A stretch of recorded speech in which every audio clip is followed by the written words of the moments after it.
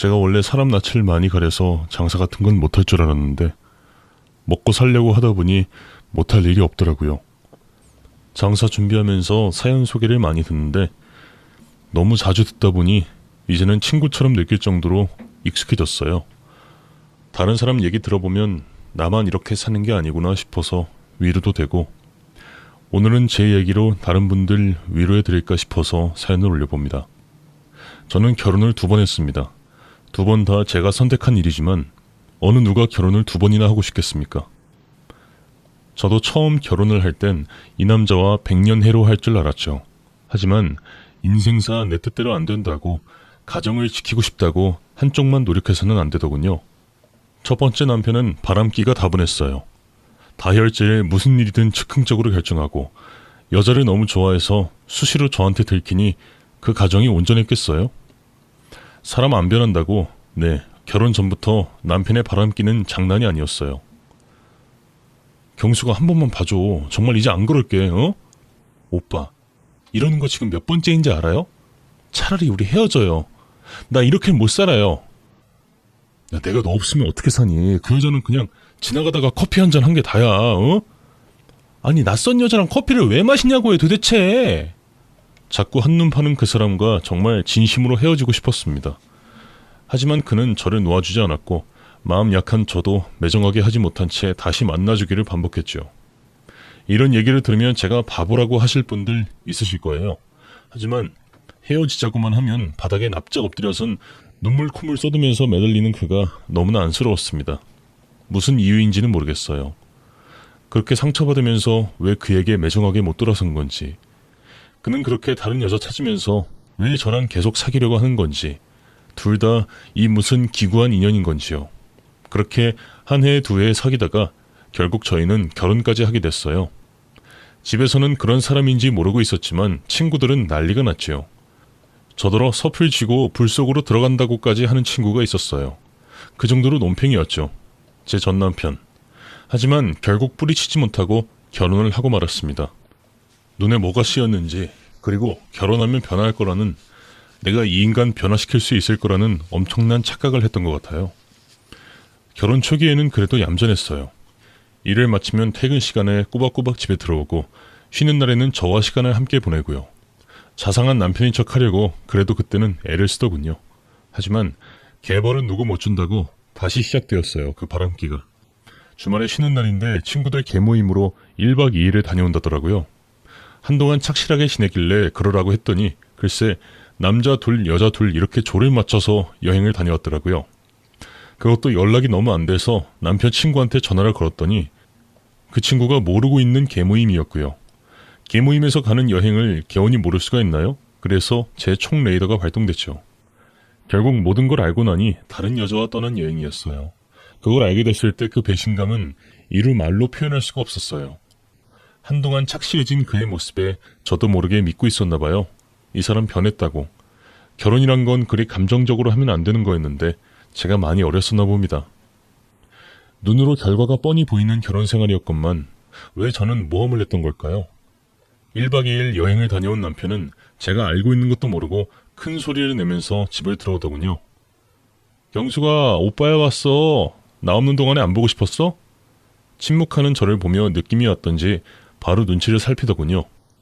아, 경수가 그런 거 아니야. 네가 오해하는 거야. 아, 내가 개모임 갔다가 온 거 맞아. 개모임에서 가는 여행인데 왜 성철이 오빠는 모르는 건데? 아, 성철이는 개원 아니야. 성철이는 개모임 빠졌잖아. 자꾸 아니라고 발뺌을 하는 모습이 가소롭더군요. 저기 사거리 통닭집 언니가 다 말해줬어. 그저께 거기서 한잔하면서 통화하는 거 언니가 다 듣고 내한테 얘기해줬는데 이래도 발뺌할래? 더 이상 발뺌이 안 먹힌다는 걸 안 그 사람은 제 발밑에 또 엎드려서 빌기 시작했어요. 경수가 정말 잘못했어. 근데 진짜로 아무 일 없었어. 그냥 술 한잔하고 온 게 다야. 들킬 때마다 하는 레파토리가 나왔어요. 덩치는 산만한 사람이 바닥에 엎드려 비는 건 어찌나 쉬운지, 결혼이란 건 현실이라더니 연애할 땐 엎드려 비는 모습이 너무나 안쓰러웠는데 결혼 후에 보는 그 모습은 너무나 한심했어요. 친구들이 모두가 만류하는 결혼. 그랬기에 잘 사는 모습을 보이고 싶었어요. 그래서 여태 참은 거 한 번 더 참자, 그렇게 마음 먹었습니다. 믿음이 안 가지만 다시는 한돈 팔지 않겠다는 각서도 받고요. 종이 따위가 뭐 그리 힘이 있겠냐마는 그렇게라도 하면 조금이라도 낫지 않을까 했어요. 하지만 그 후에도 사람은 변하지 않았고 저는 상처만 가득 안은 채 결국 이혼을 했습니다. 남는 거 하나 없이 손해보는 결혼생활이었어요. 그나마 다행인 건 자식이 없다는 것. 그 사람과 이어질 끈 하나 남기지 않았다는 게 천만다행이었지요. 이혼할 때도 어찌나 질질 끌던지. 이혼을 마음먹기가 힘들었지만 한 번 마음을 먹고 나니 제 행동은 거침이 없었어요. 혼인신고를 할 땐 그렇게 쉽더니 헤어질 땐 시간이 걸렸죠. 이혼 조정 기간이 끝나고 법원 앞에서 서로 돌아설 때 그 사람 옆에는 이혼의 결정적인 이유, 상간녀가 함께 있었어요. 그 여자한테 마지막으로 한마디 해줬습니다. 네 옆에 있는 그 남자 지금은 네 거 같지? 너도 오래가지 않을 거야. 잘해봐. 그리고는 침을 칵 뱉어주곤 돌아섰어요. 시원섭섭한 것이 그 사람한테 질질 끌려다니며 버린 제 청춘이 너무 아까웠지만 지금이라도 새 삶을 살자 다짐하며 마음을 다시 먹었지요.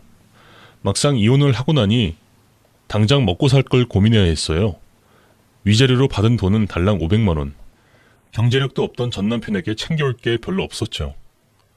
결혼하고 집에서 살림만 했기에 이렇다 할 경력이 없었던 저는 수당이 좋은 전문직 쪽으론 일할 수가 없었어요. 이혼이라는 딱지를 달고 다시 결혼이란 걸 할 수 있을지도 모르겠고 혹시나 평생 혼자 살 수도 있다는 생각을 하면 나를 책임질 수 있는 일을 해야겠다는 생각이 들더라고요. 미용 같은 기술을 익히는 일을 할까 알아보던 중 이모들 중에 친하게 지냈던 막내 이모한테서 연락이 왔어요. 너 최서방이랑 이혼했다면서? 아니 최서방도 아니다 이젠. 어제 언니한테 얘기 듣고 얼마나 놀랐는지. 나쁜 새끼. 일찌감치 잘 헤어졌어. 답도 없어 그런 놈은. 이모는 헤어진 전 남편 욕부터 한 바가지 해주더군요. 이모는 학교를 다닐 동안 저희 집에서 살았기에 제가 언니처럼 많이 의지했었어요. 그래서 그런지 이모와의 통화는 제 마음을 한결 홀가분하게 해줬죠. 자존심에 그간 친구들에게도 이혼 사실을 얘기하지 않았고 친정 부모님이 속상해하실까봐 집에서도 별다른 내색 없이 그렇게 지냈기에 묵힌 감정들을 쏟을 데가 없었는데 이모와 통화를 하면서 저도 모르게 눈물이 흘러내렸어요. 그렇게 한참 울음을 토해내다가 제가 진정을 하고 나니 이모가 말을 꺼냈습니다. 거기 이제 정리하고 여기로 와.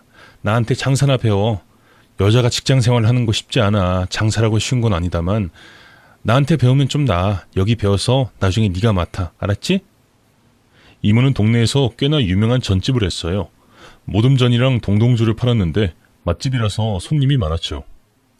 이모도 어린 나이에 시작한 장사라 산전수전 다 겪고 일구어낸 가게인데 저한테 그걸 준다는 얘기에 깜짝 놀랐죠. 나도 이제 나이 많아. 그간 장사하면서 못 해봤던 것도 좀 해보고 싶고 연애도 좀 해봐야지 안 되겠니? 그러니까 네가 맡아서 관리해줘. 나 대신에. 이모는 그 나이에 아직 미혼이라 혼자 지내셨죠. 독신주의는 아니었는데 이모도 예전에 만난 사람한테 데이고 이후 쭉 장사만 했었어요. 사람한테 받은 상처 때문에 결혼도 안 하고 그렇게 지냈는데 가게도 자리 잡고 나이도 드시니 외로우신 모양이었죠. 뭘 할지 계속 고민만 하던 저는 이모한테 가서 장사를 배우기로 결심했습니다. 제대로만 배우면 나이 들어서도 혼자 밥벌이 정도는 할 수 있을 것 같았어요. 부모님도 이혼 곁으로 간다니 환영하는 것 같았고요. 곁에서 보시기가 아무래도 걱정이 많이 되셨겠죠. 지금도 그때를 생각하면 마음이 아픕니다. 이모랑 같이 살면서 본격적으로 장사를 배우기 시작했어요.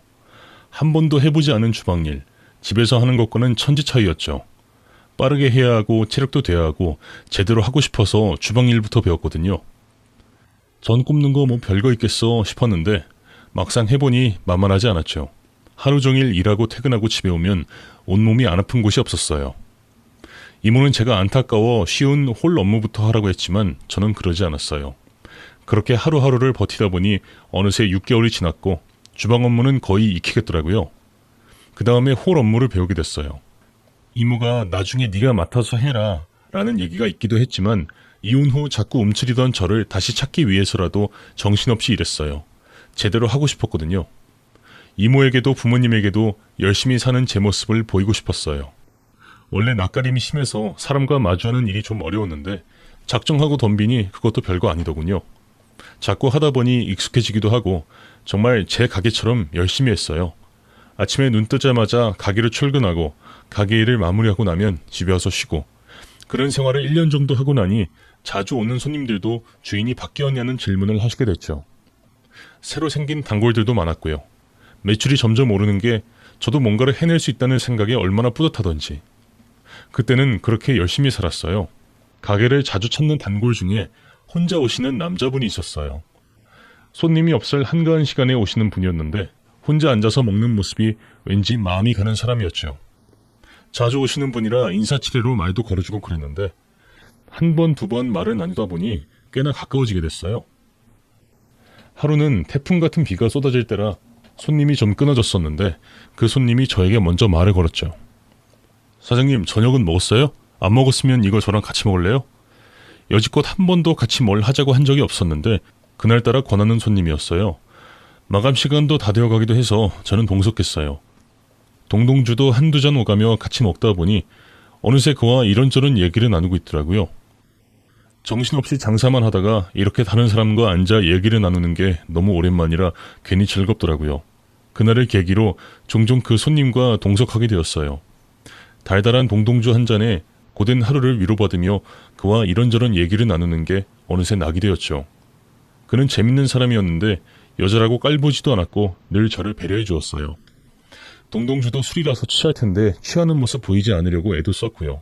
그런 모습들이 그가 좋은 사람이라고 생각하게 되었죠. 이모도 손님과 동석하는 걸 알고 있었는데 그럴 때마다 항상 자리를 피해 주셨어요. 덕분에 마음이 더 열렸는지도 모릅니다. 어느새 제가 그 사람한테 마음을 주고 있었거든요. 문득 하루 종일 그 사람 생각을 하고 있는 저를 발견했을 때 소스라치게 놀랐어요. 남자란 내 인생에 한동안 없다라고 생각하고 있었는데 나도 모르게 빠져 있었던 거죠. 이러면 안 된다고 저를 다잡았습니다. 그냥 아는 사람도 아니고 가게 단골 손님한테 이런 마음을 가지면 안 된다고 생각했거든요. 그런데 그 느낌은 저만 가진 게 아닌 모양이었어요. 거리를 두자고 마음을 먹고부터는 그 사람이 오는 시간에 가게를 비웠어요. 마주치면 어떻게 대해야 할지 도통 모르겠었어요. 그런 저를 이모는 마음이 가는 대로 하라고 했지만 그 사람도 제가 이혼녀라는 걸 모를 텐데 더 가까워지는 건 아닌 것 같았죠. 어느 순간부터 제가 안 보이자 그는 마음이 급해진 모양이었어요. 처음 한두 번 제가 가게에 없다는 소리에 혼자 먹고 가더니 그 다음부턴 이모한테 제가 어디 갔는지 언제 오는지 고집스럽게 물어본다는 거였죠. 저를 기다리다가 가게 마감 시간이 돼서야 돌아갔다는 얘기도 들리고 그렇게 피하기만 해서는 안 될 일이었어요. 그래서 그를 만나서 얘기를 했지요. 이제 가게로 오지 마세요. 우리가 너무 가까워진 것 같아요. 오셔도 저 상대 안 해드려요. 그러니 오지 마세요. 갑자기 왜 그래요? 제가 뭘 잘못했어요? 그런 거 아니에요. 그냥 너무 가까워져서 제가 부담스러워 그래요. 맘 상하셔서 저희 가게 안 오신다고 해도 어쩔 수 없어요. 죄송해요. 그는 제가 하는 얘기를 도통 이해할 수 없다는 표정으로 저를 바라봤어요. 저 혼자 앞서 나가서 이런 걸지도 모르겠지만 설사 그렇다 해도 관계를 정리하는 게 맞다고 생각했어요. 그렇게 얘기를 하고부턴 그 사람도 발걸음을 끊더라고요. 막상 그러니 서운한 마음이 들었지만 차라리 이렇게 된 게 맞다고 저를 타일렀죠. 가게 정리를 마치고 집으로 가려고 나섰는데 그 사람이 갑자기 나타났어요. 그러더니 나 아무래도 경숙 씨 좋아하는 것 같습니다. 나도 잘 몰랐어요. 내 감정이 뭔지. 그런데 경숙 씨를 안 보는 동안 계속 경숙 씨 생각만 나고 보고 싶어서 아무것도 못하겠습니다. 경숙 씨가 왜 저랑 안 보려고 하는지 모르겠지만 우리 제대로 만나보는 거 어때요? 오랜만에 보는 그 사람은 많이 초췌해져 있었고 그 모습을 보는 제 마음은 많이 아팠어요. 그 순간 저도 깨달았죠. 그를 기다리고 있었구나. 그 사람이 나를 다시 찾기를 기다리고 있었던 거였죠. 하지만 그는 제가 이혼을 했다는 사실을 모르고 있었어요. 그 얘기를 꺼내는 게 왠지 두려웠죠. 나 이혼녀예요. 다른 사람이랑 결혼까지 했다가 헤어진 사람이라고요. 그래도 괜찮아요? 사람이 살면서 그럴 수도 있지 뭘 그래요. 난 아무 상관없어요. 그런 건 아무 문제가 안 돼요, 나한테. 그동안 저를 괴롭혔던 일이 그 순간 아무것도 아닌 게 되었죠. 그렇게 저를 안아주는 그 사람이 너무나 고마웠어요. 드디어 인연을 만난 것 같았죠. 우리 두 사람은 사귀게 되었고 결국 1년간 사귀다가 결혼을 하기로 했어요. 결혼을 결심하기까지 많은 고민을 했지만 그 사람은 저에게 아무 걱정 말라며 자기가 저를 책임지겠다고 그렇게 믿음을 줬지요. 이모도 곁에서 그 사람을 보니 됨됨이가 너무 좋다고 저 사람 꼭 잡으라며 응원해 주셨어요. 저도 망설이기만 하다가 이 사람이면 다시 시작해봐도 되겠다는 생각이 들었기에 큰 결심을 하게 되었어요. 하지만 당장 그 사람 부모님께 인사를 드리러 가는 것부터 너무 무서웠죠. 너무 걱정하는 저를 보며 그 사람은 제가 재혼이라는 사실은 비밀로 하자고 하더군요. 그런 건 중요하지 않다고 자기가 다 알아서 하겠다며 자기만 믿으라고 했지요. 저희 부모님은 그 사람의 그런 모습에 너무 고마워하셨고 저에게도 앞으로 잘하라고 신신당부를 하셨어요.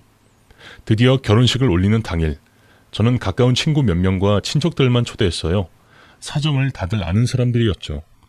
신부 대기실에 앉아있는데 와, 경숙이 너 처음이 아니라 그런지 드레스 입은 모습이 제법 자연스럽다. 얘는 그런 소리 왜 해? 고르고 골라서 초대한 친구인데도 눈치 없이 얘기하는 친구가 있었죠. 시댁 식구 중에서 혹시나 들었을까봐 얼마나 신경 쓰이던지 무사히 결혼식을 끝내고 신혼여행을 갔어요. 모든 게 완벽해서 너무나 행복했죠. 제 인생에서 정말 제일 행복했던 때인 것 같아요. 그렇게 시작된 신혼생활. 그 사람은 제가 이제 장사를 그만두고 집에서 쉬기를 바랬어요.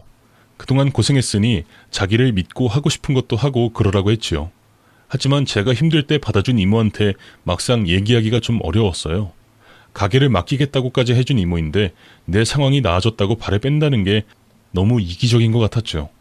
그래서 당분간은 일을 하겠다고 했는데 이모가 먼저 말을 꺼내더군요. 최서방이 얘기하더라. 여태 마음고생한 너를 이제는 자기가 책임지고 싶대. 네가 혼자였으면 얘기가 달라지겠지만 지금은 믿고 살 사람이 있으니 그렇게 하도록 해. 이모는 어차피 장사 계속 해야 하니까 언제든 다시 시작하고 싶다면 와서 하고 너도 이제 아이 가질 준비도 해야지. 이모 정말 고마워요. 제가 제일 힘들었던 시간을 함께 해준 이모. 언제나 저를 먼저 생각해주는 이모가 너무나 고마워서 눈물이 그냥 흘렀어요. 그렇게 저는 가게 일을 그만두고 임신을 위해 노력하기로 했죠. 시부모님 두 분은 너무나 따뜻한 분이셨어요. 결혼을 하고 두 분을 대해보니 그 사람이 부모님 덕분에 이런 듬직한 사람이 되었구나 싶더라고요. 시부모님과 남편을 위해서도 제가 얼른 아이를 임신해야겠다 생각했어요. 그런데 결혼을 하고도 3개월, 6개월이 지나도 아이 소식이 없었어요. 특별히 피임을 한 것도 아닌데 소식이 없었죠. 문득 첫 남편과의 관계에서도 아이가 없었던 일이 떠올랐어요. 저는 불안한 마음에 병원을 가봤습니다. 하지만 병원에서도 특이한 사항이 발견되지 않았죠. 제가 임신을 너무나 기다리니 그 사람은 자연스럽게 생길 거라며 마음을 편하게 먹고 아이가 올 때까지 기다려보자고 하더군요. 그렇게 아이를 기다린 지 1년이 지나고 2년이 지나 3년차 부부가 되었어요.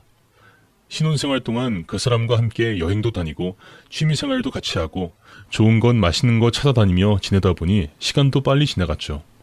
여전히 아이 소식은 없었지만 희망의 끈을 놓지 않고 하루하루 열심히 살자는 마음으로 지내고 있었어요. 그날은 낮에 친구들과 점심을 먹고 집에 돌아왔는데 너무 피곤해서 낮잠을 자고 있었어요. 안 자던 낮잠을 자서 그런지 너무나 무서운 악몽을 꾸고 막 깨어날 때였죠. 눈을 뜨고 보니 전화벨 소리가 울리고 있었고 모르는 전화번호였습니다. 여보세요? 최준석 씨 댁 맞습니까? 네, 그런데요. 어디세요? 저는 119 구급대원입니다. 지금 최준석 씨가... 그 사람은 회사에서 교육이 있어 지방을 다녀왔는데 돌아오는 길에 고속도로에서 7중 추돌 사고가 났고 지금 응급수술이 필요한 상황이라 빨리 병원으로 오라는 전화였어요. 귀로 듣고 있었지만 믿을 수가 없었어요. 넋을 놓은 채 그 길로 택시를 타고 병원으로 갔어요. 수술 동의서에 사인을 하자마자 그 사람은 응급수술을 들어갔고 뒤늦게 오신 시부모님과 저는 수술실 앞에서 하염없이 그를 기다렸어요. 1시간, 2시간이 지나고 수술실 문이 열리고 말을 꺼내는 의사선생님. 저희도 최선을 다했으나 수술 도중 사망하셨습니다. 말이 끝나자마자 시어머님은 주저앉으셨고 저는 울부짖다가 혼자라고 말았어요. 얼마 뒤 눈을 떠보니 응급실 침대 위에 누워있고 제 팔에 링거가 꽂혀있더군요. 정신을 차리고 보니 그 사람이 죽었다는 소식을 전하던 의사의 목소리가 귀에서 울리고 있었어요. 저는 링거를 뽑으며 또다시 울부짖었고 간호사들이 뛰어와 저를 진정시켰어요. 믿고 싶지 않았지만 그 사람은 그렇게 세상을 떠나고 말았어요. 또다시 저는 혼자가 되었죠. 제 자신이 원망스러웠습니다. 제 팔자는 왜 이런 건지, 왜 이런 운명인 건지 세상 밖에 나가기도 이제 무섭더군요. 사람들 만나는 것도 싫고 저를 보고 모두 손가락질 하는 것만 같았어요. 남편 복도 지지리도 없는 년이라고 이마에 써 붙이고 다니는 것 같았죠. 저는 그렇게 저만의 주홍 글씨를 가슴에 새기고 어느 누구와도 교류하지 않고 혼자만 생활했습니다. 불행 중 다행인 건지 남편이 죽고 생명보험금 나온 것과 집이 있었기에 그나마 생활을 버틸 수 있었어요. 시댁이랑은 자연스럽게 인연이 끊겼습니다. 교통사고이긴 하지만 아무래도 제 얼굴을 보는 것이 편치 않으셨을 거예요. 저희 사이에 아이가 있는 것도 아니고요. 그렇게 1년이라는 시간이 흘렀던 것 같습니다. 저는 밤이면 혼자 집에서 술로 보내는 날이 많았고 그런 저를 보며 친정엄마는 2번이나 쓰러지셨죠. 엄마를 보며 다시 정신을 차릴 수 있었어요. 이러다가 엄마가 죽겠다 싶어서요. 저는 다시 이모가 있는 곳으로 갔어요. 이모는 저를 붙들고 많이 우셨습니다. 경수가, 네 잘못도 아니고 이건 누구의 잘못도 아니야. 그냥 사고야, 사고. 산 사람은 살아야 되지 않겠니? 부모님 생각해서라도 네가 이렇게 무너지면 안 된다. 언제나 이모는 제 편이었어요. 기댈 형제자매 하나 없는 제게 이모는 때론 친언니처럼 엄마처럼 그렇게 대해주셨어요. 이모는 제게 가게를 넘겨주셨고 저는 가지고 있던 돈으로 가게 리모델링을 하고 꽤나 예쁜 선술집으로 꾸몄어요. 장사는 잘 되었고 동네의 작고 예쁜 선술집으로 유명해져서 다른 동네에 사는 사람들이 찾아오기도 했죠. 젊은 친구들도 많이 왔습니다. 아르바이트생을 대학생 친구들로 쓰고 저는 가게 운영만 했어요. 그렇게 3년. 어느 날 그날은 마감을 하는 아르바이트생이 갑자기 일이 생겨서 제가 자리를 채우러 가게로 갔습니다. 마감 시간이 다 되어 한 남자가 가게로 들어왔는데 그 남자는 다름 아닌 전 남편이었습니다. 저를 보고 깜짝 놀라 했고 저도 10년 만에 다시 만난 전 남편을 보고 깜짝 놀랐죠. 경수가 네가 왜 여기서 일하는 거야? 이 동네는 어쩐 일이야? 거래소 사람들이랑 회식하고 술이 부족해서 혼자 지나가다가 근데 너를 이렇게 만날 줄이야. 마감 시간 다 됐어. 오늘은 그냥 가져야겠는데? 잘 지내는 거지? 보시다시피 전 남편의 눈에도 제가 잘 지내 보였을 겁니다. 화장도 안 하고 편한 옷만 입고 다녔던 과거의 김경숙이 아니었으니까요. 돈도 좀 벌었고 젊은 친구들이 주 손님이었기에 분위기 망치면 안 되겠다 싶어 저는 외모에 더 신경을 썼거든요. 재혼은 했어? 그럼 혼자 살 줄 알았어? 그만 나가줘. 나 마감해야 돼. 그래 경수가 다음에 다시 한번 올게. 다른 술집 가. 굳이 왜 여길 와? 전 남편은 말이 없었죠. 얼굴에는 수심도 가득해 보였고 어쩐지 많이 늙었더라고요. 버리고 갔으면 잘 살 것이지 무슨 저런 꼴이라? 그렇게 생각하고 전 남편을 돌려보냈습니다. 다음 날 전 남편은 이른 저녁 시간에 또 가게를 찾아왔습니다. 혼자서 술을 먹더니 저에게 이야기를 좀 하고 싶다고 했어요. 저는 바쁜 일도 없었지만 집에 일이 있어 가야 한다고 잘 먹고 가라고 그 자리를 피했어요. 그러길 일주일. 전 남편은 일주일도 빠짐없이 저를 찾아왔습니다. 직원들 보기도 부끄럽고 따끔하게 다시는 찾아오지 말라고 이야기해야겠다 싶어서 저희 가게가 아닌 커피숍에서 전 남편을 만났어요. 장난쳐? 왜 자꾸 가게로 찾아오는 건데? 경수가, 나 후회 많이 했어. 미안하다.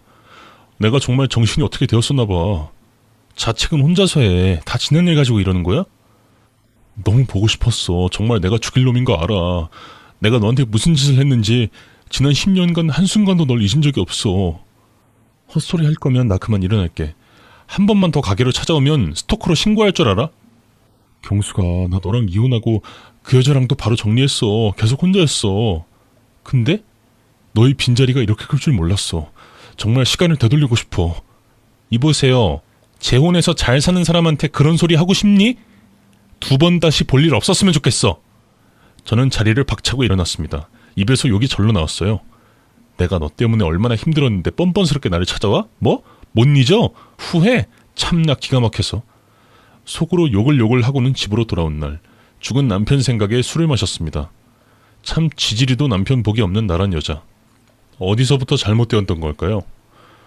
전 남편의 얼굴을 다시 마주하니 또다시 과거의 상처들이 되살아나는 것 같았어요. 정말 내 인생에 도움이 안 되는 인간. 너무 과음을 했던지 저는 이틀을 내리 쉬었어요. 제가 없어도 가게는 잘 돌아갔죠.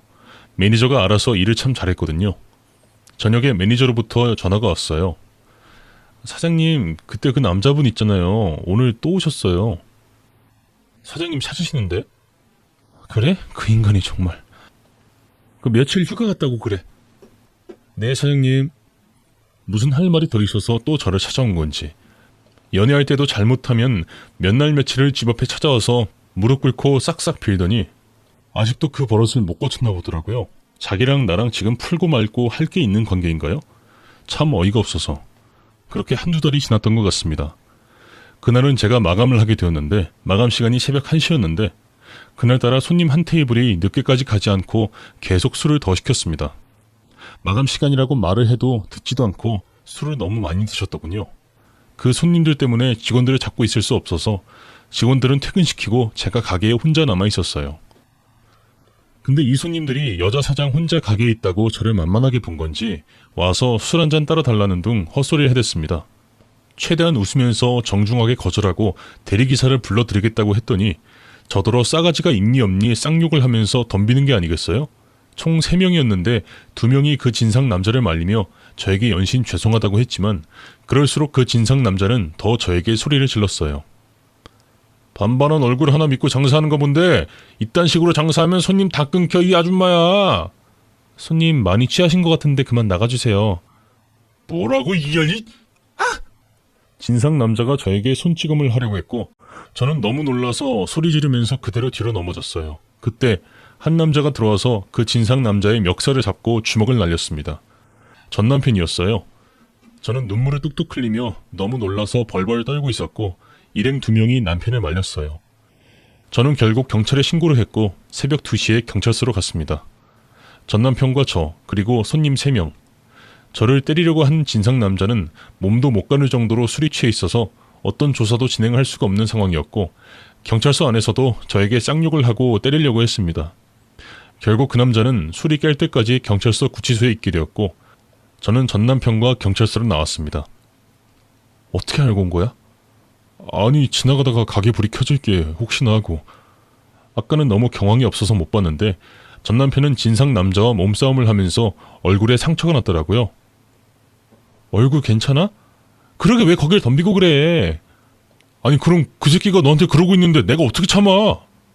전 남편이 소리를 지르는데 순간 20대 때 연애 때 얼굴이 겹치더군요. 한때 제가 참 사랑했던 그 시절의 남자가 갑자기 오버랩 되면서 저는 깜짝 놀라 고개를 저었습니다. 경수가 우리 자주 가던 해장국집에서 밥 먹고 가자. 무슨 해장국이야 그만 가. 너 혼자라며 들었어. 뭐?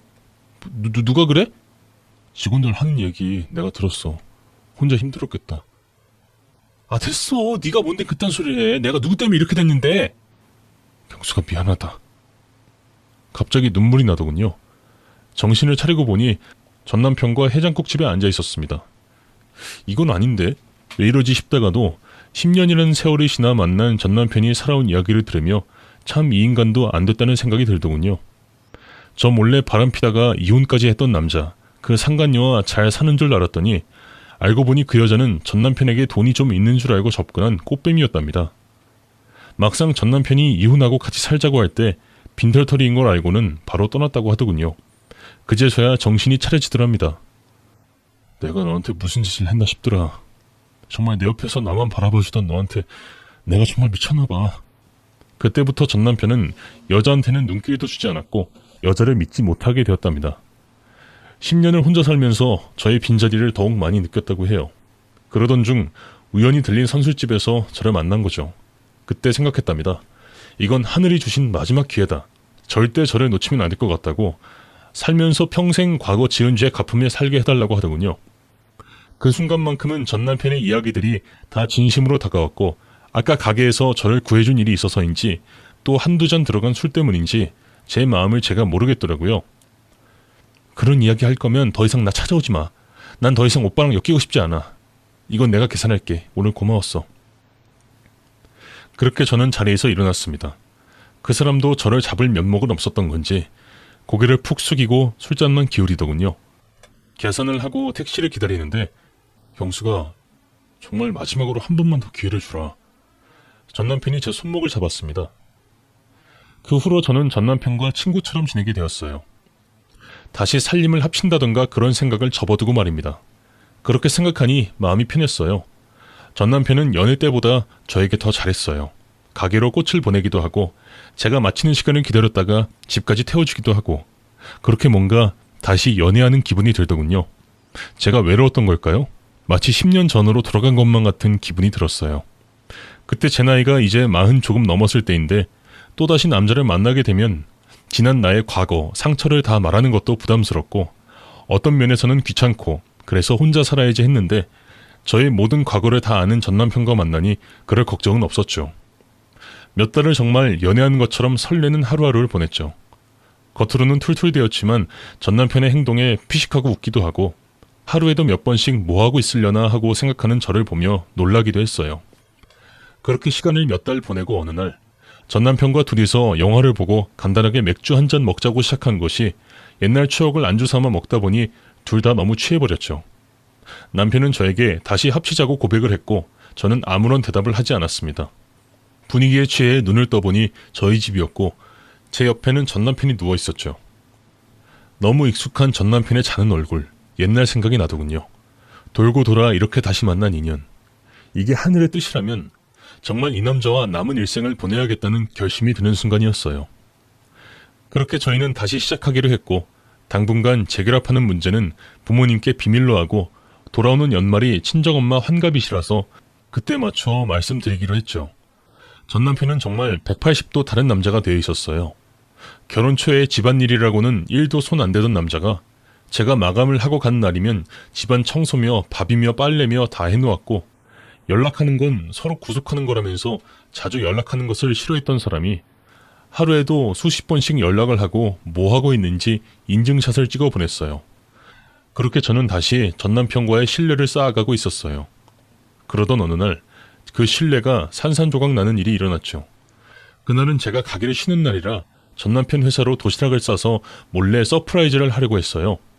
정성껏 도시락을 싸서 남편 회사 앞으로 찾아간 날 회사 로비에서 전남편이 보이기에 손을 들려고 하는 순간 전남편의 옆에는 어떤 여자가 있었습니다.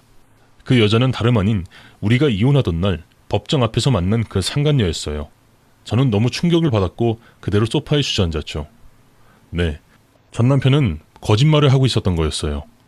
그 상간녀와 아직 만나고 있었고 저와는 바람을 피우고 있었던 거죠. 다시 믿었던 제가 미친년이었어요. 정말 눈물도 안 났습니다. 기가 막히고 어이가 없어서 정말 당장이라도 가서 머리채를 뜯어버리고 싶었지만 내 손을 괜히 더럽히기 싫어서 그곳을 빠져나왔습니다. 회사 앞 쓰레기통에 싸간 도시락통을 그대로 버려버리고는 쓰레기 같은 자식, 너는 분리수거도 안 되는 놈이었어. 그리고 집으로 돌아와서 저는 이대로 끝내기에는 제가 화병이 날 것 같아서 그날 저녁 전남편을 호텔로 불러내서 분위기 좋게 술을 한잔 했습니다. 오빠 내 핸드폰으로 전화 좀. 화장실에 두고 왔나? 그래 잠시만 하고는 전남편의 비밀번호 패턴을 눈에 담았어요. 알딸딸하게 취한 전남편이 호텔 침대에서 잠이 들었고 저는 전남편 핸드폰 비번을 풀어서 상간녀에게 영상통화를 걸었습니다. 전남편 나체 영상을 그대로 보여줬죠. 상대방이 쌍욕을 하며 난리가 났고 저는 조용히 호텔 호수를 찍어주었습니다. 잠시 뒤 상간녀가 도착했고 전남편의 얼굴은 백지창처럼 하얘졌어요. 바로 무릎을 꿇더군요. 제가 여기에 마지막까지 속았더군요. 넌 정말 쓰레기야. 이제 하다하다 전부인하고 바람을 피니? 경수가 그게 아니고. 닥쳐 이 미친 새끼야! 상간녀, 아니죠. 지금은 전남편의 아내가 되는 그 여자가 전남편의 머리채를 잡고 야 이 미친놈아, 네가 어떻게 나한테 이럴 수 있어? 1년간 지방 발령 났다고 거짓말한 게 이거였어? 두 집 살림하려고? 네가 인간이야? 네가 인간이냐고! 여자가 펑펑 울면서 그냥 여기서 같이 죽자고 했고 그 꼬라지를 보고 있자니 정말 이제라도 전남편의 실체를 다시 확실하게 알게 되어 다행이라는 생각이 들었습니다.